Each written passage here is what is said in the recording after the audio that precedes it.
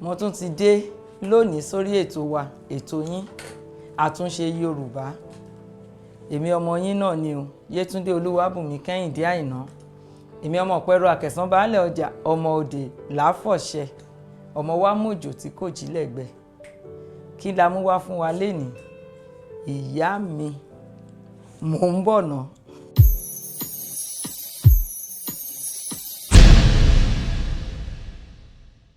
Ìyá mi,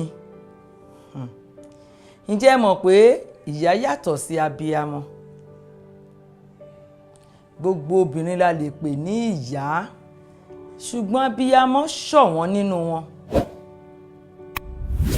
Abiyamọ kò ní bímọ tiẹ̀ kó sọ́ sórí àtàn, ṣùgbọ́n ìyá ó lè bímọ tiẹ̀ kó sọmọ nù. Abiyamọ ló máa ń dúró ti ọmọ lọ́jọ́ tí ogun bá le.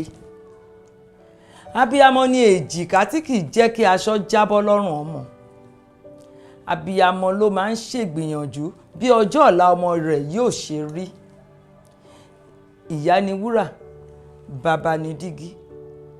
Èyí ló mú mi rántí ìyá mi, olólùfẹ́ mi, Grace Abíọ́dún Kẹ́hìndé, abiyamọ tòótọ́, jagun ẹfírì, jagun àgbágbá, àgbágbá tóyèrú, ará ìlíṣan agàkánòwò, ará ìlísà, ìlísà ọya. Iwájú tó dojúkọ ò ní bàjẹ́, ẹ̀yìn tó fi sílẹ̀ máa dáa sí ni. Ìyá tó lóyún mi fóṣù 9, ó pọ̀n mi fóṣù 6. Mo mọmú àyà ìyá mi fún àìmọye oṣù. Ó rán mi níléèwé, mo jáde mo kàkà yege.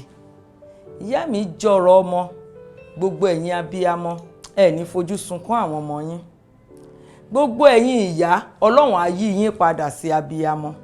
Ṣé wá rí gbogbo àwa ọmọ tá máa tún padà di abiyamọ, Ọlọ́run á ṣe wá lábiyamọ rere. A wà ní fojú sunkún kankan náà àwọn ọmọ wa o. Gbogbo àwọn ọmọ wa tá à ń tò, wọ́n á rí tò. Àwọn tá à ń tukọ̀, wọ́n á rí wọn tukọ̀ dáadáa. Ayé ò ní yé sí àwọn ọmọ wa lára. Ayé ò sì ní gbọmọ lọ́wọ́ wa o. Gbogbo ẹ̀yin olólùfẹ́ mi, mo fẹ́ kí gbogbo wa sọrú ìyá tí ìyá wa jẹ́. Mo fẹ́ mọ̀ bóyá abiyamọ nìyá yín.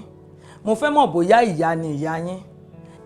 Mo fẹ́ kẹ́ ṣe àtẹ̀ránṣẹ́ sí mi lórí ètò wa àtúnṣe Yorùbá lọ́jọ́ tó ń bọ̀. Ibi báyìí náà ni mo tún máa ti dúró. Lọ́jọ́ mi ọjọ́ re, àtúnpàdé. Èmi ọmọ yín náà ni Yétúndé Olúwábùnmi Kẹ́hìndé Àìná. Èmi ọmọ Pẹ́rọ Àkẹ̀sán baálẹ̀ ọjà, ọmọ òde láfọ̀ṣẹ. Ó dàbọ̀.